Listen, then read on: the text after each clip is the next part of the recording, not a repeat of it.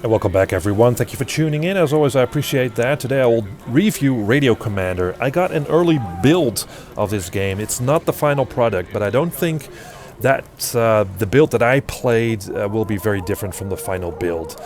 So here's what it is. It's a strategy game where you're a radio commander in the Vietnam War, giving orders to troops under your command. And I really love that idea, namely that on basis of your radio commands, you direct your troops and respond to calamities or things that happen on the ground. But most of the time is spent looking at a one-dimensional map with some icons on it representing troops and enemies, which is probably what a radio guy did back in the day, so it's kind of authentic. But in a way, it's also boring for the player to only look at this map.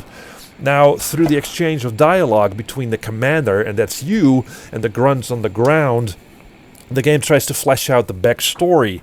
But that doesn't really work that well, because there aren't any real characters in this game.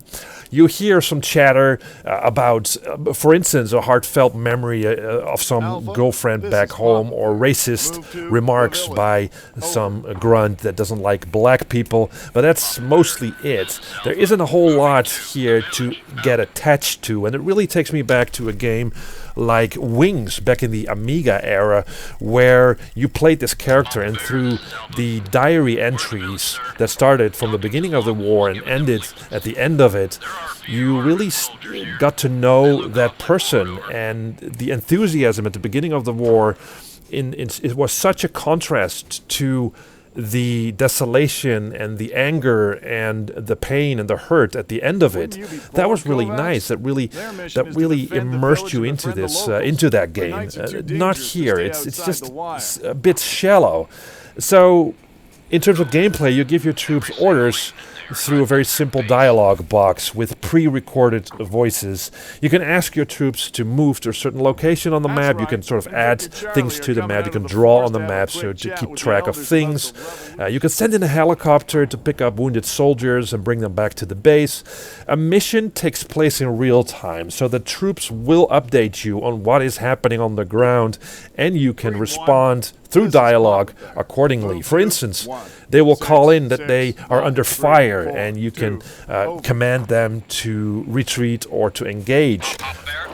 I think that Radio Commander could have been a very unique experience, and there is a whole lot of potential here to really let you form these images of war in your head, of the things that are going on the ground. But as I said, the game sort of fails to establish a real connection with the player, between the player and the soldiers on the ground. It stays pretty much like the Team Alpha, Bravo, and Delta, and that sort of thing.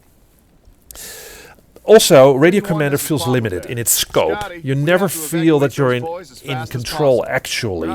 I guess that's the point of the game. You give these basic commands and see how they work out on the field, and you have to live with the consequences. But for a game, looking at a map and searching for coordinates, continuously asking the troops what their status is, and after a while you sort of get sick of hearing the same lines of audio over and over and again. This game is just not very well executed. It's a really good idea, and I can see that there's a lot of love and effort put into it, but I wish there was more story. I wish there was more immersion.